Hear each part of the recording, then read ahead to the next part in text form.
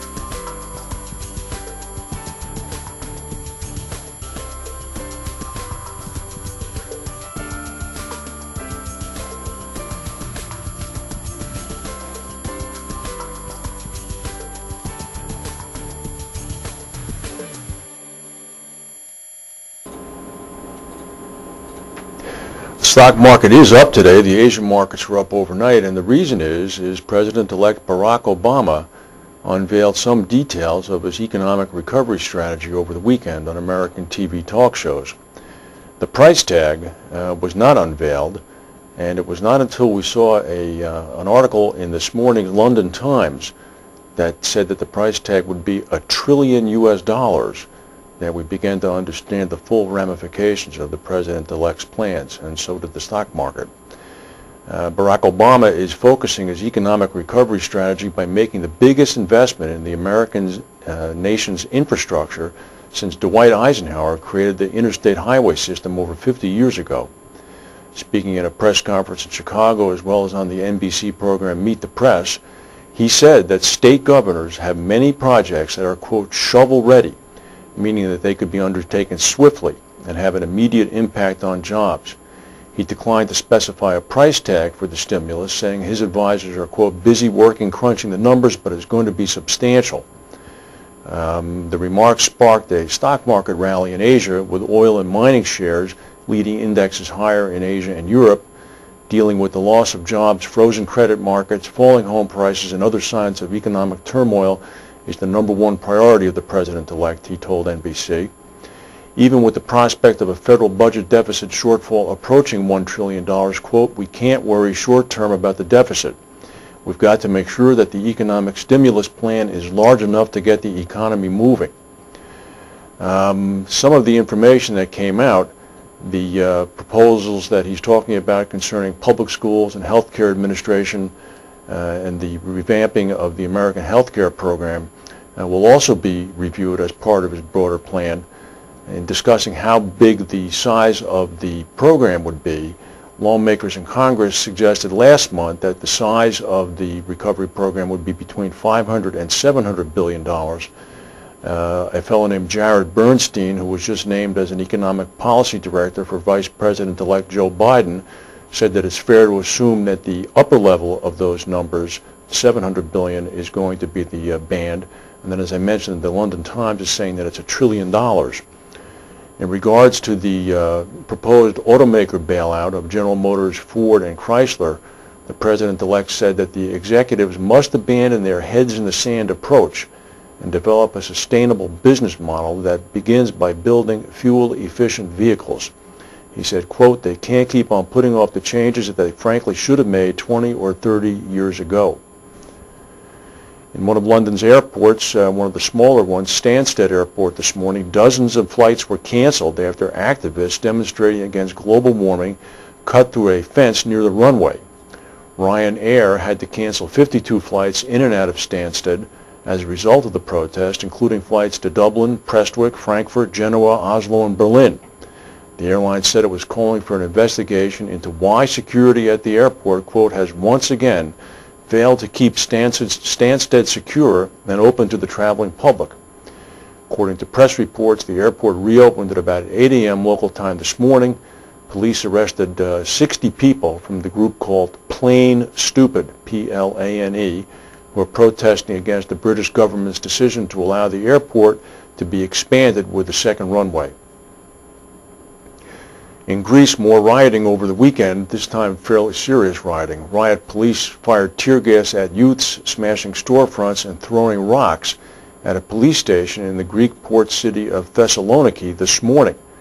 This is one of a number of scattered confrontations around the country on a third day of violence sparked by the fatal police shooting of a teenager in Athens.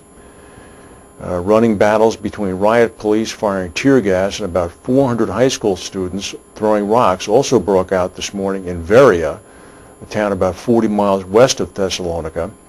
Violence was reported in the central Greek city of Trikala, where one policeman was reportedly injured.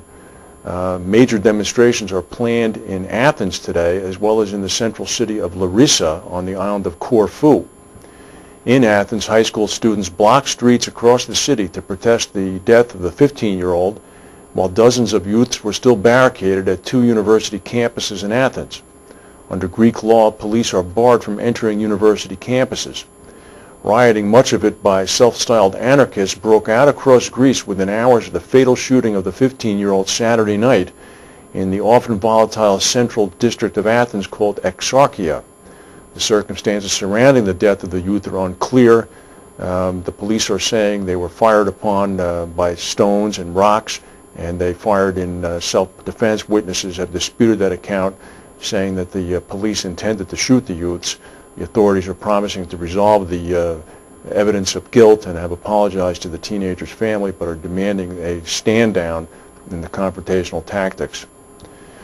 Also, slightly to the east, a small bomb exploded on Saturday in Istanbul, right in the business section of town.